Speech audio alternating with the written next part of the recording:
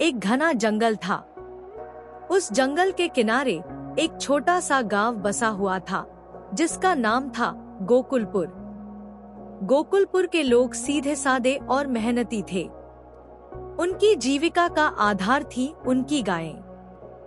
हर घर में 2-4 गायें तो जरूर होती थी, जो उन्हें दूध देती, गोबर से खाद मिलती और खेतों में काम आती।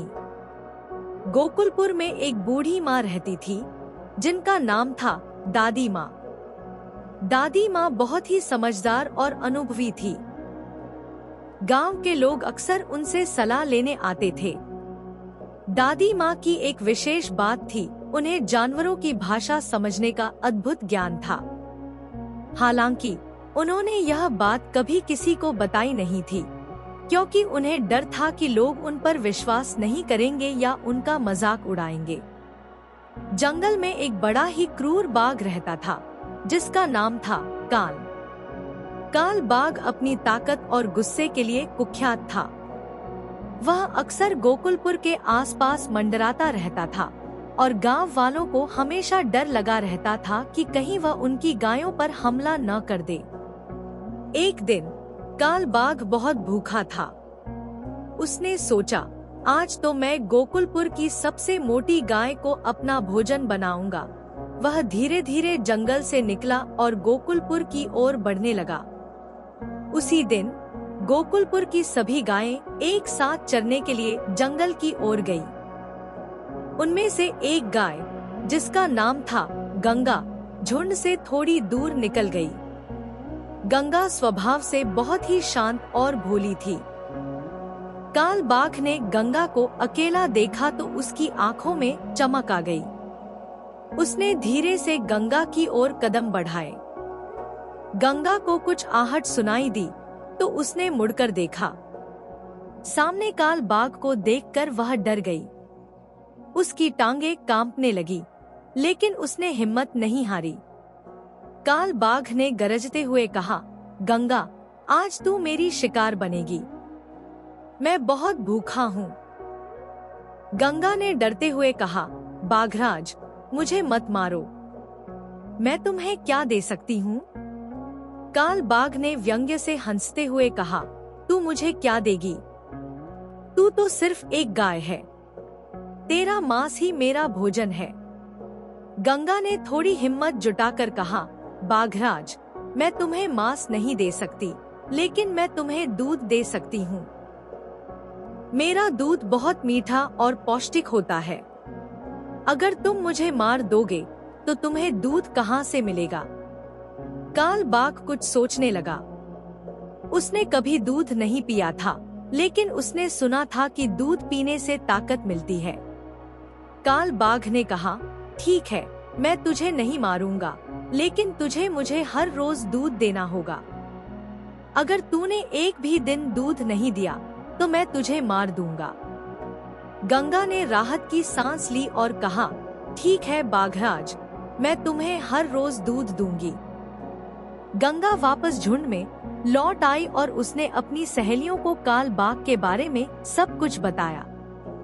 सभी गायें डर गईं, लेकिन उन्होंने गंगा का साथ देने का फैसला किया।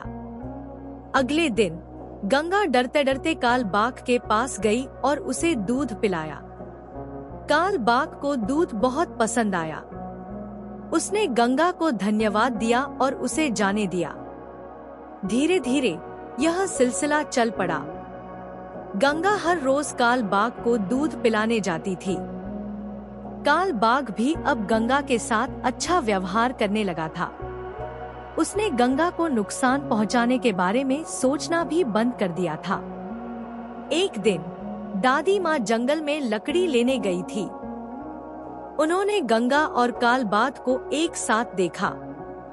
वे छिपकर उनकी बातें सुनने लगी। दादी माँ को यह जानकर बहुत आश्चर्य हुआ कि काल बाघ और गंगा के बीच दोस्ती हो गई है। उन्हें यह भी पता चला कि काल बाघ अब गोकुलपुर की गायों को नुकसान नहीं पहुंचाएगा। दादी माँ वापस गांव लौट आईं और उन्होंने गांव वालों को सब कुछ बताया। गांव वाले पहले तो हैरान हुए, लेकिन फिर उन्हें दादी माँ पर विश्वास हो गया। गांव वालों ने मिलकर एक योजना बनाई। उन्होंने काल बाघ के लिए एक विशेष भोजन तैयार किया, जिसमें दूध, फल और सब्जियां थी। अगले दिन गांव वाले काल बाघ के पास गए और उसे वह भोजन भेंट किया। काल बाघ बहुत खुश हुआ। उसने गांव वालों को धन्यवाद दिया और वादा किया कि वह कभी भी उनकी गायों को नुकसान नहीं पहुंचाएगा। धीरे धीरे काल बाघ गांव वालों का दोस्त बन गया। वह जंगल में रहता था, लेकिन अक्सर गांव में आता था और बच्चों के साथ खेलता था। गोकुलपुर में अब कोई डर नहीं था। गांव वाले और जानवर सब खुशी से रहने लगे। लेकिन एक दिन एक दूसरे जंगल से एक शिकारी आया।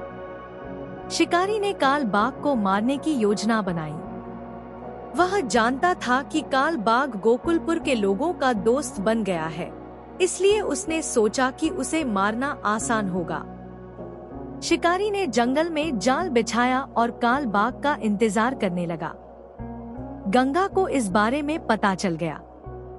वह दौड़ती हुई काल बाघ के पास गई और उसे शिकारी के बारे में बताया। काल बाघ को बहुत गुस्सा आया। उसने शिकारी को सबक सिखाने का फैसला किया। काल बाघ और गंगा मिलकर शिकारी के जाल में फंस गए। शिकारी बहुत खुश हुआ। उसने सोचा कि अब वह आसानी से काल बाघ को मार देगा। लेकिन काल बाघ और गंगा ने मिलकर शिकारी पर हमला कर दिया। शिकारी डर गया और भाग गया। काल बाघ और गंगा ने शिकारी के जाल को तोड़ दिया और जंगल में वापस चले गए। गांव वाले यह देखकर बहुत खुश हुए कि काल बाघ और गंगा ने मिलकर शिकारी को हराया। उन्होंने काल बाघ और गंगा को और भी प्यार किया। उस दिन के बाद गोकुलपुर में हमेशा शांति और खुशहाली रही। काल बाघ और गंगा की दोस्ती ने गांव वालों को यह सिखाया कि प्यार और समझदारी से हर मुश्किल को दूर किया जा सकता है।